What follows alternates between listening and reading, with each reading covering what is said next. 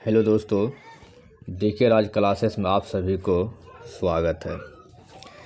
आज हम फिर से यूथ कंपटीशन का प्रीवियस ईयर क्वेश्चन जो 2021 में ऑनलाइन पूछा गया है उन सभी 25 सेटों में प्रथम सेट का लास्ट वीडियो पर्यावरण अध्ययन एनवायरमेंटल स्टडीज लेकर आ गए हैं। इससे पहले जो भी वीडियो नहीं देखें उसे आप प्ले लिस्ट में जाकर देख सकते हैं। यह बुक 2022-23 सीटेट के लिए बेस्ट बुक साबित होगा। और जो भी न्यू व्यूअर पहली बार वीडियो देख रहे हैं, आप अपने डीके राज क्लासेस यूट्यूब चैनल को सब्सक्राइब कर घंटा बजा दीजिएगा। चलिए दोस्तों, स्टार्ट करते हैं और वीडियो के अंत तक बने रहिए। इसका क्वेश्चन और डिस्कशन दोनों साथ साथ देखेंगे, जिससे आगे आने वाले रिपीटेड क्वेश्चन एक भी नहीं छूटे। इन्वायरमेंटल स्टडीज पर्यावरणीय अध्ययन, question number 121। The pole star is Dhruv. ध्रुव तारा कहा जाता है किसे? ऑप्शन सी उत्तरी तारे को, north star. The pole star is यानी कि ध्रुव तारा कहा जाता है किसे? नॉर्थ स्टार, उत्तरी तारे को। डिस्कशन। ध्रुव तारा उत्तरी तारे को कहा जाता है। यह आसमान में उत्तर की दिशा की ओर स्थित रहता है। जो देखने पर जो सबसे चमकता हुआ तारा नजर आता है उसे ही ध्रुव तारा कहा जाता है। इसे अंग्रेजी में पोल स्टार भी कहा जाता है। प्राचीन काल में इसका प्रयोग दिशा ज्ञात करने के लिए किया जाता था, अतः इसे दिशा सूर्य सूचक भी कहते हैं। Question 122। Project tiger was started in India. Bharat में प्रोजेक्ट टाइगर प्रारंभ कब किया गया था? ऑप्शन बी 1973 ईस्वी में। भारत में प्रोजेक्ट टाइगर का प्रारंभ 1973 में किया गया था और बाघों की घटती संख्या को रोकने के लिए बाघों के संरक्षण के लिए भारत सरकार द्वारा 1 अप्रैल 1973 को प्रोजेक्ट टाइगर की शुरुआत की गई। इस प्रोजेक्ट टाइगर की शुरुआत Jim Corbett national park Uttarakhand में की गई थी। प्रोजेक्ट टाइगर का उद्देश्य संकटग्रस्त प्रजातियों के साथ साथ टाइगर रिजर्व के आसपास रह रहे जनजातीय लोगों के अधिकारों को सुनिश्चित करना है और प्रोजेक्ट टाइगर केंद्र सरकार द्वारा संचालित योजना है। यही पूछा जाता है, प्रोजेक्ट टाइगर किसके द्वारा संचालित योजना है? यह केंद्र सरकार द्वारा। राष्ट्रीय टाइगर संरक्षण प्राधिकरण पर्यावरण, वन एवं जलवायु परिवर्तन मंत्रालय के अंतर्गत गठित एवं संबंधित निकाय है, जो वन्य जीव अधिनियम 1972 2006 में संशोधित के तहत कार्य करता है। वर्तमान में भारत में 53 टाइगर रिजर्व है। वर्तमान भारत में 53 टाइगर रिजर्व, इसे भी देख लीजिएगा। Question 23। Kanha national park is located in which Indian state. Kanha राष्ट्रीय उद्यान भारत के किस राज्य में स्थित है? ऑप्शन बी मध्य प्रदेश में है। कान्हा राष्ट्रीय उद्यान, डिस्कशन। भारत के मध्य प्रदेश राज्य में स्थित है। कान्हा नेशनल पार्क की स्थापना 1955 में हुई थी और तब से यहाँ पर कई लुप्तप्राय प्रजातियों को संरक्षित किया गया है। 1974 में कान्हा राष्ट्रीय उद्यान को प्रोजेक्ट टाइगर रिजर्व के तहत लिया गया था। यह दलदली हिरण की दुर्लभ और लगभग विलुप्त प्रजातियों का संरक्षित क्षेत्र है। दलदली हिरण को बारहसिंहा के रूप में जाना जाता है और काला हिरण कृष्ण मृग भी कान्हा राष्ट्रीय उद्यान में निवास करते हैं। जबकि तमिलनाडु में वेदांतगढ़ राष्ट्रीय उद्यान, मुदुमलई राष्ट्रीय उद्यान, इंदिरा गांधी राष्ट्रीय उद्यान, पश्चिम बंगाल में सुंदर राष्ट्रीय उद्यान और गुजरात में गिर राष्ट्रीय उद्यान और नल सरोवर राष्ट्रीय उद्यान है। Question number 124। The Lucknow pact of 1916 was made between. Lucknow समझौता 1916 किन दो के मध्य हुआ था? इसका डिस्कशन आंसर हो जाएगा कांग्रेस एवं मुस्लिम लीग के मध्य। लखनऊ समझौता 1916 में किसके बीच हुआ था? कांग्रेस एवं मुस्लिम लीग के मध्य। डिस्कशन, लखनऊ समझौता 1916 में कांग्रेस मुस्लिम लीग के मध्य हुआ था। इस समय कांग्रेस के तत्कालीन अध्यक्ष AC मजूमदार से तथा भारतीय राष्ट्रीय कांग्रेस का नेतृत्व बाल गंगाधर तिलक कर रहे थे और अखिल भारतीय मुस्लिम लीग का नेतृत्व मोहम्मद अली जिन्ना ने किया है। क्वेश्चन 125, जंगली गधों का अभयारण्य कहाँ अवस्थित है? ऑप्शन बी, यह गुजरात में अवस्थित है। जंगली गधों का अभयारण्य गुजरात में है और भारतीय जंगली गधा गुजरात के बड़े कच्छ के रण और छोटे कच्छ के रण में स्थित भारतीय वन्य गधा अभयारण्य में पाया जाता है। इसे स्थानीय गुजराती भाषा में घोड़ा यूपर भी कहते हैं। खाड़ी मरुभूमि, रण, शुष्क घास के मैदान और झाड़ीदार मैदान इत्यादि इस वातावरण की विशेषता में शामिल है। कार्बन डेटिंग संदर्भित करता है। कार्बन डेटिंग यह किसे संदर्भित करता है? यह प्राचीन स्थलों में मौजूद हड्डियों या सामग्रियों के आयु मापन के लिए किया जाता है। कार्बन डेटिंग का डिस्कशन, कार्बन डेटिंग प्राचीन स्थलों में मौजूद हड्डियों या सामग्रियों का आयु मापन करता है। वैज्ञानिक भाषा में कहा जाए तो कार्बन डेटिंग के जरिए कार्बन 12 और कार्बन 14 के बीच अनुपात निकाला जाता है और कार्बन 14 एक तरह से कार्बन का ही रेडियोधर्मी आइसोटोप है। इसका अर्थ आयु 5730 साल का है। कार्बन डेटिंग को रेडियो एक्टिव पदार्थों की आयु सीमा निर्धारण करने के लिए किया जाता है। कार्बन डेटिंग को रेडियो एक्टिव पदार्थों की आयु की सीमा निर्धारण करने के लिए किया जाता है। Question number 170, the constitute assembly adopt national anthem on. राष्ट्रीय सभा ने कब राष्ट्रीय गान को अपनाया था? 24 जनवरी 1950 को। ऑप्शन बी, संविधान सभा ने कब राष्ट्रीय गान को अपनाया था? 24 जनवरी 1950 ईस्वी को। डिस्कशन, संविधान सभा ने 24 जनवरी 1950 को राष्ट्रीय गान को अपनाया था। राष्ट्रीय गान रविन्द्रनाथ ठाकुर द्वारा मूल रूप से बांग्ला में रचित है। इसके गायन का समय 52 सेकंड है तथा संक्षिप्त अवधि 20 सेकंड है। यह भी क्वेश्चन बार बार पूछा जाता है। जिसकी प्रथम अंतिम पंक्तियां गाई गई है यह सर्वप्रथम 27 दिसंबर 1911 को भारतीय कांग्रेस के कोलकाता अधिवेशन अध्यक्ष पंडित बिशन नारायण दत्त के नेतृत्व में। इसे रविन्द्रनाथ ठाकुर ने 1912 में तत्वबोधिनी में भारत भाग विधाता शीर्षक से प्रकाशित किया था, जिसे 1919 में ईस्वी में मॉर्निंग सॉन्ग ऑफ इंडिया नाम से अंग्रेजी में अनुवाद किया गया। बायोमैग्निफिकेशन क्या है? आंसर, यह समय के साथ ऊतक में विषैले पदार्थ की बढ़ती सांद्रता है। बायो मैग्निफिकेशन क्या है? समय के साथ ऊतक में विषैले पदार्थ की बढ़ती सांद्रता है।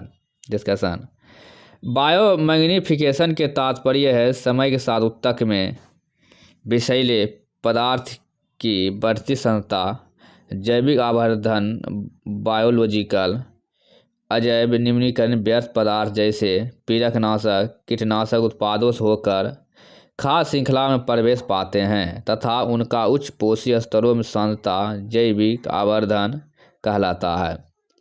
उच्च पोषक स्तरों पर इन हानिकारक पदार्थों की बढ़ती हुई मात्रा उपापचयिक क्रियाओं जैसे वृद्धि, विकास और जनन में बाधा उत्पन्न कर सकती है। Question 29, which of the following is not a abiotic component of biosphere. निम्नलिखित में कौन जैव मंडल का अजैविक घटक नहीं है? ऑप्शन डी फंगी यानी कवक। डिस्कशन। कवक जैव मंडल का अजैविक घटक नहीं है। यह अत्यंत महत्वपूर्ण जैविक घटक है जो प्रायः उत्पादक तथा उपभोक्ताओं के मृत्यु के पश्चात उनके शरीर का अपघटन करते हैं तथा इनसे निर्मित साधन पदार्थों द्वारा अपना भोजन एवं ऊर्जा प्राप्त करते हैं। जैसे निर्जीव पदार्थों जो जीवों को किसी न किसी रूप में प्रभावित करता है वो जैव घटक कहलाते हैं। उदाहरण: मृदा, हवा, जल, कार्बन पदार्थ, प्रोटीन, कार्बोहाइड्रेट तथा कार्बनिक पदार्थ, नाइट्रोजन, फास्फोरस, सल्फर आदि है। क्वेश्चन 130। ग्रीन पीस इंटरनेशनल का मुख्यालय कहाँ अवस्थित है? ऑप्शन ए एम्स्टर्डम में अवस्थित है। दोस्तों ये सब VVI क्वेश्चन है और 2021 में भी जो भी ऑनलाइन क्वेश्चन पूछा गया था वो पिछले लगभग रिपीटेड क्वेश्चन ही मिला है। जो भी डिस्कशन सहित पढ़े होंगे उसे मालूम होगा। डिस्कशन। ग्रीन पीस इंटरनेशनल का मुख्यालय एम्स्टर्डम नीदरलैंड में अवस्थित है। ग्रीन पीस 1971 में स्थापित एक अंतर्राष्ट्रीय गैर सरकारी पर्यावरण संगठन है। यह संगठन वनों की कटाई, जलवायु परिवर्तन, परमाणु विरोधी मुद्दों, वाणिज्यिक व्हेलिंग, ओवरफिशिंग, जेनेटिक इंजीनियरिंग मुद्दों पर केंद्रित है। ग्रीन पीस के 55 से अधिक देशों में कार्यालय है। इसके अलावा अन्य महत्वपूर्ण विश्वव्यापी पर्यावरण निकाय भी है। विश्व प्रकृति संगठन WNO यह 2014 में स्थापित किया गया था। संयुक्त राष्ट्र पर्यावरण कार्यक्रम UNEP 1972, अंतर्राष्ट्रीय प्रकृति संरक्षण संघ IUCN 1948, अंत सरकारी जलवायु परिवर्तन पैनल IPCC 1988, वैश्विक पर्यावरण सुविधा GEF 1991। दोस्तों इसे 2-3 बार रिपीटेड करके देख लीजिएगा। निम्न में से कहाँ आर्सेनिक द्वारा जल प्रदूषण सर्वाधिक है? ऑप्शन में डी वेस्ट बंगाल यानी पश्चिम बंगाल में। कहाँ आर्सेनिक द्वारा जल प्रदूषण सर्वाधिक है? पश्चिम बंगाल में। डिस्कशन। आर्सेनिक द्वारा जल प्रदूषण सर्वाधिक पश्चिम बंगाल में है। भारत के गंगा ब्रह्मपुत्र के मैदानी इलाकों तथा बांग्लादेश के पद्मा मेघना के मैदानी इलाकों में भूमिगत जल आर्सेनिक प्रदूषण से अत्यधिक ग्रस्त है। इसके अतिरिक्त भारत के अन्य राज्य जैसे झारखंड, बिहार, उत्तर प्रदेश, असम, मणिपुर, छत्तीसगढ़, राजनांदगांव में भूमिगत जल आर्सेनिक प्रदूषण से प्रभावित है। जल में आर्सेनिक अधिकता से ब्लैक फुट नामक रोग होता है। ये भी दोस्तों नोट कर लीजिएगा। 132। भारत में पश्चिमी घाट के दक्कन शुष्क है क्योंकि? ऑप्शन में डी रैन शैडो प्रभाव के कारण। भारत में पश्चिमी घाट के दक्कन रैन शैडो प्रभाव के कारण शुष्क है। इन वनों में वार्षिक वर्षा 900 से 1500 मिमी तक होती है और वर्षा मुख्य रूप से जून से सितंबर के महीने दौरान दक्षिण पश्चिम मानसून के कारण होती है। दक्कन का पठार महाराष्ट्र राज्य में स्थित है जो ज्वालामुखी बेसाल चट्टानों से बना है और यह काली मिट्टी का क्षेत्र है। इस पठार का पूर्वी भाग में विदर्भ कहा जाता है और पश्चिमी भाग जिसे सह्याद्री पहाड़ियों के रूप में जाना जाता है। वनस्पति और जीवों अपने समृद्ध और अद्वितीय संयोजन के लिए जाना जाता है। 16 डिग्री उत्तरी अक्षांश रेखा जो कि गोवा से गुजरती है सह्याद्री को 2 भागों में उत्तरी एवं दक्षिणी भागों में विभाजित करती है। पश्चिमी घाट प्रायद्वीपीय और भारत के पूर्वी की ओर बहने वाली 3 प्रमुख नदियों गोदावरी, कृष्णा और कावेरी सहित बड़ी संख्या में बारामसी नदियों का उद्गम स्थल है।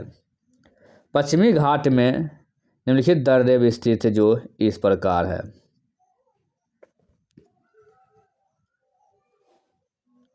थाल घाट दर्रा, यह मुंबई को नासिक जोड़ता है। थाल घाट दर्रा मुंबई से नासिक को जोड़ता है। भोर घाट दर्रा, यह मुंबई को पुणे, भोर घाट मुंबई को पुणे से जोड़ता है। और पाल घाट दर्रा कोयम्बटूर को कोचीन से, पाल घाट कोयम्बटूर को कोचीन से जोड़ता है। और सोनकट्टा दर्रा तिरुवनंतपुरम एवं मदुरई को जोड़ता है। सोनकट्टा दर्रा किसको जोड़ता है? तिरुवनंतपुरम एवं मदुरई को जोड़ता है। क्वेश्चन नंबर 33, वन्य जीव सुरक्षा अधिनियम पारित कब किया गया है? ऑप्शन में 1972 ईस्वी में। वन्य जीव सुरक्षा अधिनियम 1972 में पारित किया गया था और इस अधिनियम में अवैध शिकार एवं व्यापार को रोकने के लिए जुर्माने एवं दंड का प्रावधान किया गया था। 42वें संविधान संशोधन 1976 के माध्यम से वन और जंगली जानवरों एवं पक्षियों के संरक्षण को राज्य सूची से संवर्धित सूची में स्थानांतरित कर दिया। 1976 पहले जो था वन्यजीव राज्य सूची में था और उसके बाद 1976 में जो है संवर्धित सूची में प्रस्तुत कर दिया। और यह संविधान अनुच्छेद 51 के 1 में कहा गया है कि वनों एवं वन्य जीवों सहित प्राकृतिक पर्यावरण की रक्षा और उनमें सुधार करना प्रत्येक नागरिक का मौलिक कर्तव्य होगा। क्वेश्चन 34, वायुमंडल की ऊपरी सीमा पर प्रति इकाई क्षेत्र में प्राप्त होने वाली सौर विकिरण क्या कहलाती है? ऑप्शन ए सौर स्थिरांक। क्या कहलाती है? सौर स्थिरांक कहलाती है। डिस्कशन, वायुमंडल की ऊपरी सीमा पर प्रति क्षेत्र में प्राप्त होने वाली सौर विकिरण सौर स्थिरांक कहलाती है। पृथ्वी की वायुमंडल परिरेखा पर सूर्य की किरणों के लंबवत स्थिर खुले क्षेत्र के परि एकांक क्षेत्रफल पर प्रति सेकंड पहुंचने वाली सौर ऊर्जा को सौर स्थिरांक कहते हैं। जबकि इस क्षेत्र से सूर्य और पृथ्वी की औसत दूरी पर माना गया है, अनुमानतः इसका सन्निकट मान 1.4 kg प्रति सेकंड वर्ग मीटर अथवा 1.4 किलोवाट प्रति मीटर स्क्वायर है।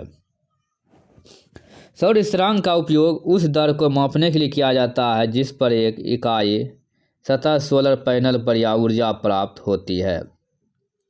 सौर स्थिरांक का सर्वोत्तम प्रत्यक्ष माप उपग्रहों से लिया गया है और स्टीफन बोल्ट्जमैन स्थिरांक का उपयोग सौर स्थिरांक की गणना के साधन के रूप में भी किया जा सकता है। जबकि सौर ऊर्जा के माध्यम से विभिन्न कार्यक्रमों का संचालन भारत सरकार के नवीन और नवीकरणीय ऊर्जा मंत्रालय द्वारा किया जाता है। जबकि लघु तरंगों के रूप में पृथ्वी की ओर आने वाले सौर विकिरण को सूर्य ताप कहते हैं और पृथ्वी को प्राप्त एवं उत्सर्जित ऊर्जा की मात्रा बराबर होती है और पृथ्वी का ताप संतुलन बना रहता है। इसे ही पृथ्वी का ऊष्मा बजट कहते हैं।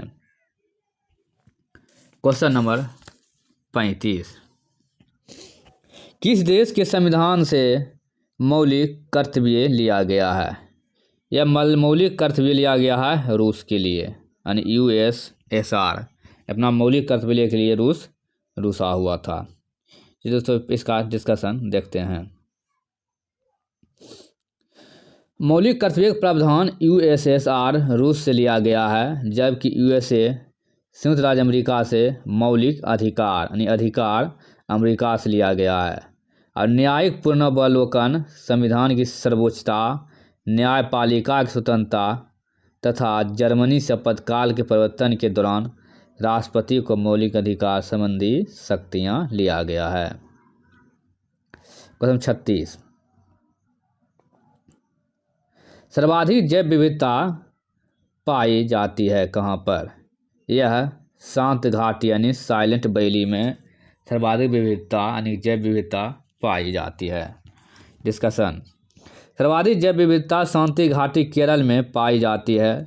यह घाटी केरल राज्य के पलक्कड़ जिले में नीलगिरी की पहाड़ियों में स्थित है। यह विश्व विरासत पश्चिमी घाट का हिस्सा है। स्थानीय लोग इसे शरणधरी वन कहते हैं। शांत घाटी की सुरक्षा के लिए शांत घाटी आंदोलन की शुरुआत 1973 सुगाथा कुमारी के नेतृत्व में चलाया गया एक सामाजिक आंदोलन था। एलपीजी के संदर्भ में क्या औसत्य है? ऑप्शन डी, यह मीथेन उत्सर्जन करने वाला है यानी मीथेन इमिटिंग। एलपीजी के संदर्भ में क्या औसत्य है? यह मीथेन उत्सर्जन करने वाला गलत है। यह नीले ज्वाला से जलने वाला है एलपीजी। यह उच्च ऊष्मीय मान रखता है। यह एक स्वच्छ ईंधन भी है। डिस्कशन। एलपीजी मीथेन गैस उत्सर्जित नहीं करता है। सही बात। एलपीजी एक प्राकृतिक गैस है। यह मुख्यतः प्रोपेन तथा ब्यूटेन हाइड्रोकार्बन का मिश्रण है। इन्हीं हाइड्रोकार्बन गैसों को द्रवीभूत कर सिलेंडरों में भरकर घरों में रसोई गैस के रूप में प्रयुक्त किया जाता है। यह एक स्वच्छ ईंधन है जो गंध रहित होता है, अतः इससे होने वाली दुर्घटना से बचने के लिए इसमें सल्फर के यौगिक मिथाइल मरकेप्टन को मिला देते हैं ताकि इसके रिसाव को इसकी गंध से पहचान सके। क्वेश्चन 38। पारिस्थितिक तंत्र के घटक। ऑप्शन बी, जैविक तथा अजैविक पदार्थ है। पारिस्थितिक तंत्र के घटक क्या? जैविक तथा अजैविक पदार्थ। डिस्कशन। पारिस्थितिक तंत्र के घटक जैविक तथा अजैविक पदार्थ है। और जैविक घटक, इस घटक में सभी जीवधारियों को सम्मिलित किया जाता है और जैविक घटकों को मुख्यतः 3 भागों में विभाजित किया जा सकता है। जैविक घटक, एक होता उत्पादक जैसे जीवाणु, शैवाल आदि। दूसरा उपभोक्ता और तीसरा अपघटक जैसे बैक्टीरिया, कवक आदि। अब उपभोक्ता प्राथमिक उपभोक्ता जैसे गाय, बकरी, खरगोश, हाथी, हिरण आदि है। और द्वितीय उपभोक्ता जैसे सांप, भेड़िया आदि। और तृतीय उपभोक्ता जैसे बाज, शेर, बाघ आदि होता है। और अजैविक घटक, ऐसे निर्जीव पदार्थ जो जीवों को किसी न किसी रूप में प्रभावित करते हैं अजैविक घटक कहलाते हैं। इसके अंतर्गत निम्नलिखित कारक हैं। अजैविक घटक में पहला भौतिकी कारक, दूसरा अकार्बनिक कारण और तीसरा कार्बनिक कारण। भौतिकी कारण, इसमें तापमान, आर्द्रता, प्रकाश जैसे सौर ऊर्जा, वायुमंडलीय स्थलाकृति। और अकार्बनिक, जल, वायुमंडलीय गैस, मिट्टी, खनिज और चट्टान। कार्बनिक कारक, प्रोटीन, कार्बोहाइड्रेट और वसा।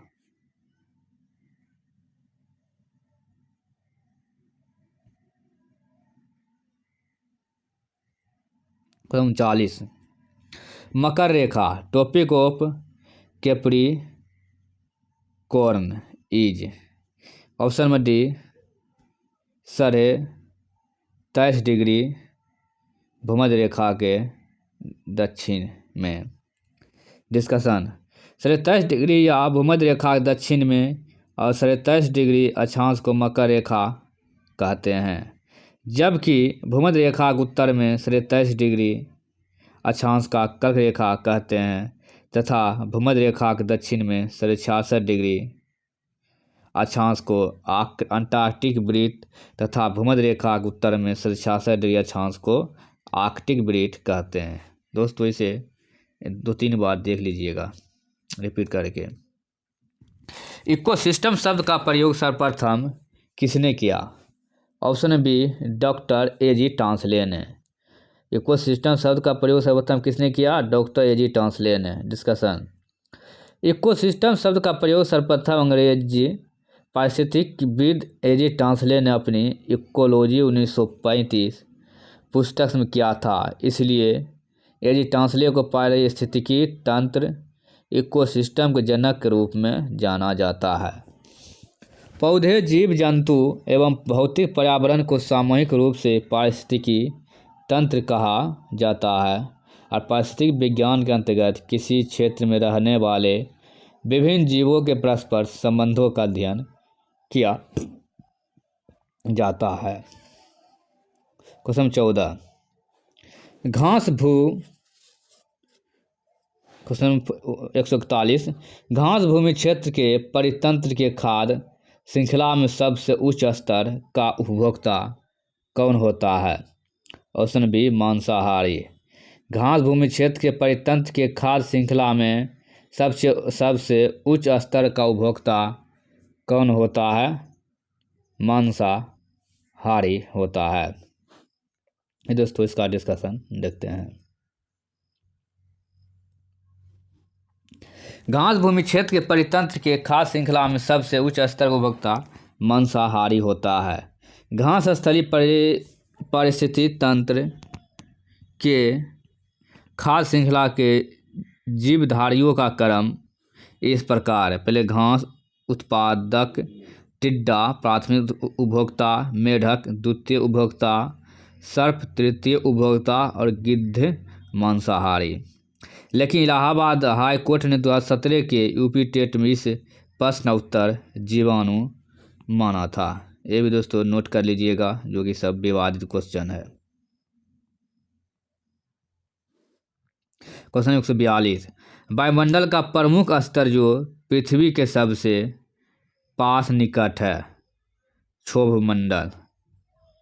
देखिए दोस्तों, डिस्कशन सादेबस पढ़ने के लिए बहुत कुछ देखने को मिलता है। डिस्कशन, वायुमंडल का प्रमुख स्तर जो पृथ्वी के सबसे पास है वह क्षोभ मंडल है।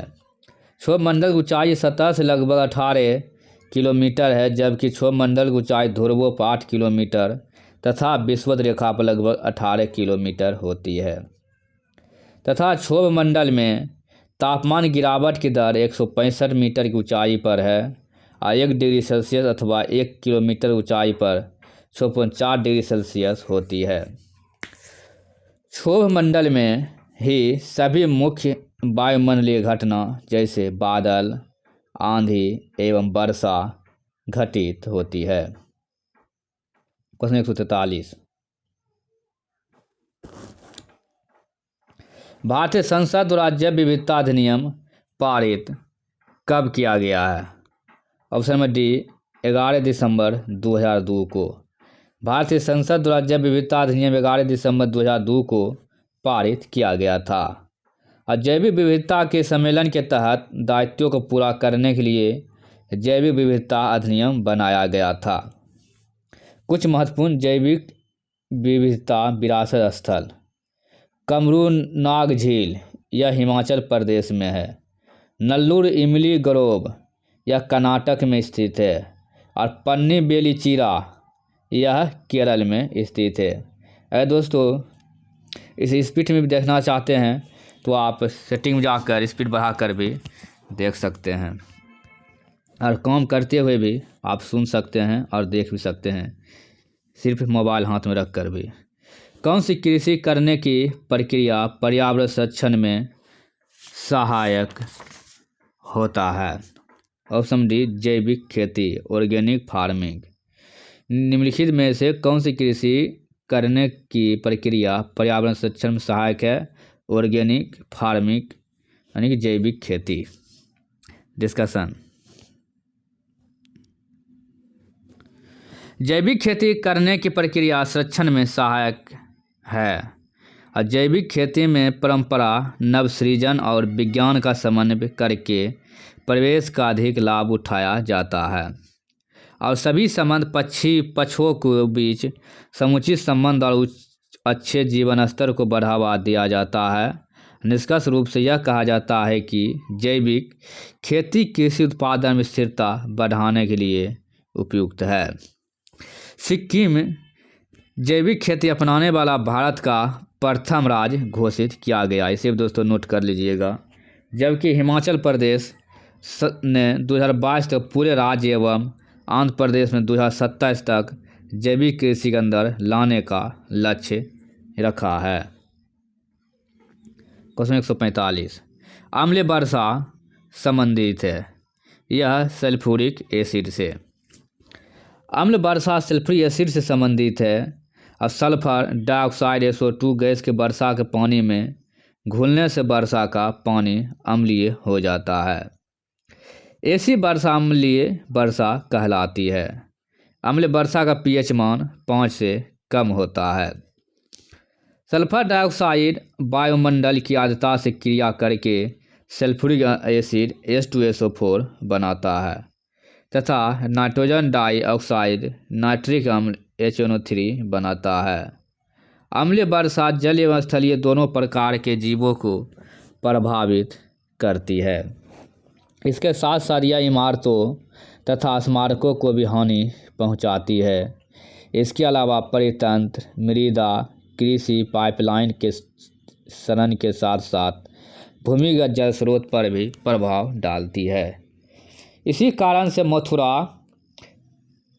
तेल शोधक कारखाने में निकलने वाली गैस SO2 आगरा के ताजमहल की तबाही का कारण बनी हुई है। और वैश्विक स्तर पर देखा जाता है कि जाय जो स्वीडन, नॉर्वे, अमेरिका में सर्वाधिक अम्ल वर्षा होता है।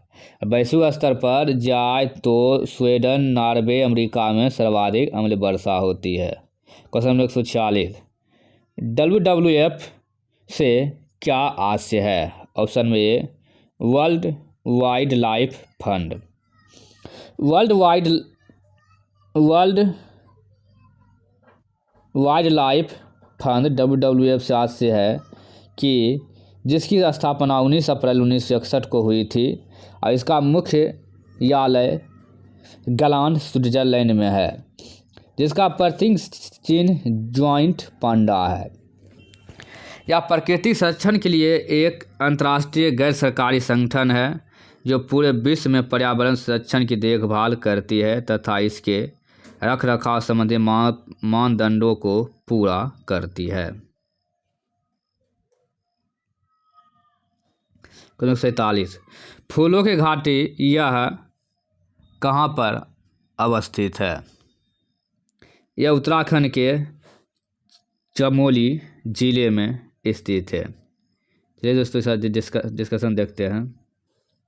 डिस्कशन, फूलों की घाटी उत्तराखंड चमोली जिले में स्थित है, जिसे अंग्रेजी में वैली ऑफ फ्लावर्स के नाम से जाना जाता है। इसे फूलों की घाटी विश्व संगठन द्वारा 1982 में विश्व धरोहर घोषित किया गया, जबकि सिक्किम में युथांग घाटी तथा हिमाचल प्रदेश में चुम्बी घाटी और कांगड़ा घाटी, लाहौल स्पीति घाटी, कुल्लू घाटी आदि स्थित है। क्वेश्चन 148, भारत में निम्नलिखित में से कौन सी एजेंसी मुख्य रूप से प्रदूषण के मापन से संबंधित है? ऑप्शन में बी केंद्रीय प्रदूषण नियंत्रण बोर्ड।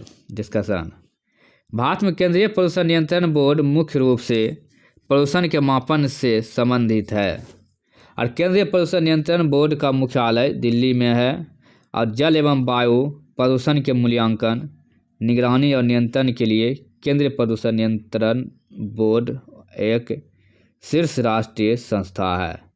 यह बोर्ड जलवायु और ध्वनि प्रदूषण से संबंधित समस्याओं की रोकथाम और नियंत्रण के लिए सलाह देता है तथा मंत्रालय को तकनीक सेवा प्रदान करती है।